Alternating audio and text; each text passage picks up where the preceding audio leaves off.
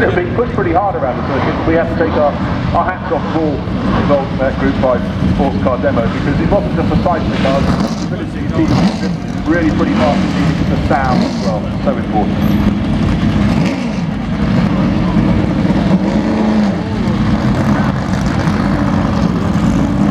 So the last two loaders is pit lane there.